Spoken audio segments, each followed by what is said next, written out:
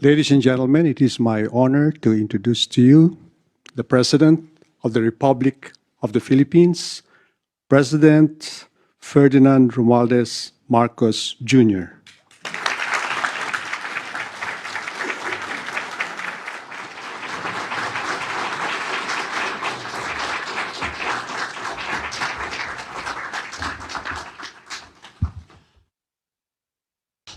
Please be seated. Thank you, Secretary Ben Jokno, all the members of the Cabinet of the Philippines, Mr. John Tuttle, the Vice Chairman of the New York Stock Exchange, and for those kind words from Mr. Sabin Aboitis, the convener of the Private Sector Advisory Council.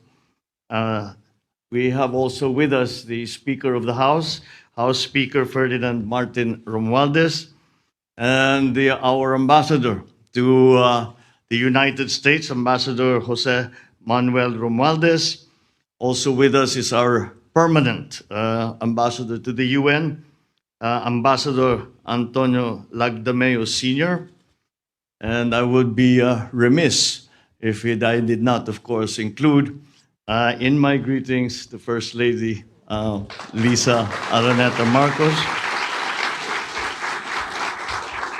Distinguished guests here today, ladies and gentlemen, good afternoon. On behalf of the Philippine delegation, I wish to express our gratitude to the New York Stock Exchange for inviting us here today. I consider it an engagement of invaluable opportunity to share with you how we are further opening up our economy to accelerate our recovery. Bouncing back from the pandemic, the Philippine economy has seen robust growth since last year and has returned to its path toward upper middle income country status, achievable, we believe, within the next few years. Against this backdrop, we have increased the scope for mutually beneficial investments that would mean more jobs and a better quality of life for Filipinos. For investors, doing business in the Philippines is an opportunity to reap the benefits of a vibrant economy. We are proud to share that we recently enacted policies to further liberalize our economy and welcome more foreign investment to our shores. First, we passed legislation to lower corporate income tax rates and rationalize fiscal incentives. Second, we reduced the minimum paid-up capital requirements for foreign retailers and foreign startups, bringing in advanced new technology. And third, we now allow full foreign ownership of companies providing public services such as telecommunications, shipping, air carriers, railways, subways, airports, and toll roads. The United States and the Philippines have strong and enduring ties in trade and commerce, among many other areas of cooperation. The US is our third largest trading partner and second major source of foreign direct investment applications in 2021. To international investors, the Philippines offers high-quality labor, a large consumer market, and a wide range of fiscal and non-fiscal incentives. At the same time, we remain committed to maintaining sound macroeconomic fundamentals, providing a clear development roadmap. Let me expound a little bit on these important points. First, sound macroeconomic fundamentals.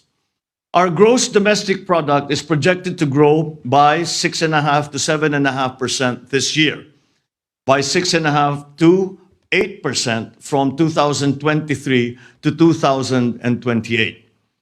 The employment situation has improved following the temporary disruption caused by the pandemic. The unemployment spike of 17.6% in April 2020 fell drastically to 5.2% in July this year, the lowest record for all July rounds of our labor force survey since 2005. Manufacturing activity has accelerated, staying above the growth threshold of 50 for the past 7 consecutive months and settling at 51.2 last August. Trade is back to double-digit growth, with demand for trade partners boosting our exports, and with domestically situated firms importing more inputs in anticipation of rising demand. At the same time, with our commitment to fiscal discipline, the country's debt to GDP ratio has improved to 62.1% as of end June this year from 63.5% in the previous year. At the height of the COVID-19 crisis, the government implemented massive stimulus programs to readily support the most vulnerable sectors. Although our borrowings increased substantially during the pandemic, we continue to reduce the cost of our public debt through judicious debt management. Now that the economy is reverting to normalcy, the government is likewise heading back to the path of fiscal consolidation. We will reduce the government debt to GDP ratio to below 60% by 2025 and further down to 51.2% by the end of my term in 2028. Our economy's resilience to crises is recognized internationally. The Philippines has maintained its investment-grade credit ratings throughout the pandemic amid the wave of rating downgrades globally. As we look forward to achieving upper middle income status, we are also gearing up for A territory credit ratings in the medium term. On the external front, we have sufficient buffers against external shocks, supported by steady inflows of overseas Filipino remittances, receipts from business processing, outsourcing, and foreign direct investment. Our gross international reserves stood at $99 billion as of end August, equivalent to 8.3 months of import cover.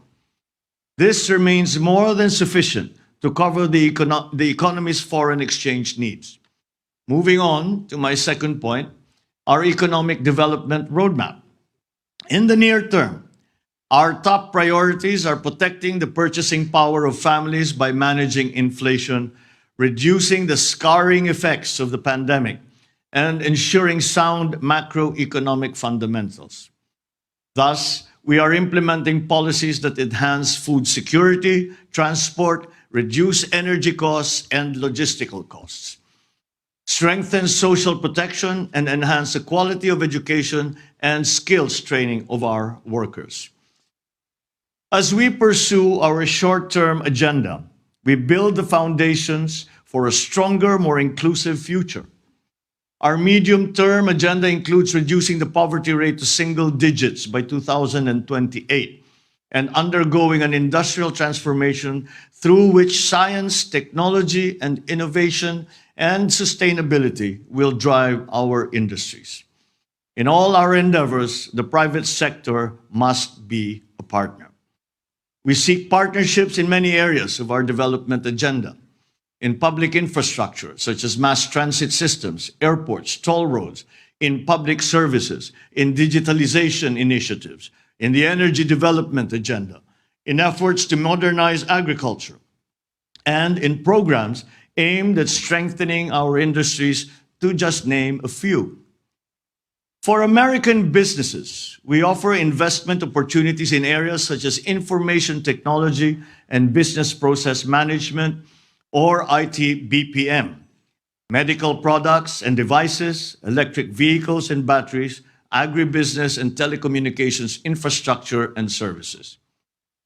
Despite external headwinds, the Philippines' economy's resilience, reinforced by sound policies and decisive leadership, makes us confident about our future. Over the past few decades, as the Philippines transformed into one of the most promising emerging markets, the United States has been among our steady partners. For that, we are truly grateful. At the same time, American companies doing business in the Philippines have benefited significantly from our economic successes. I wish to emphasize that the Philippines is keen to continue nurturing the ties that help produce mutual benefits for both our economies, our organizations, and our peoples. Let us achieve many more milestones together. Thank you very much for this opportunity and good afternoon to you all.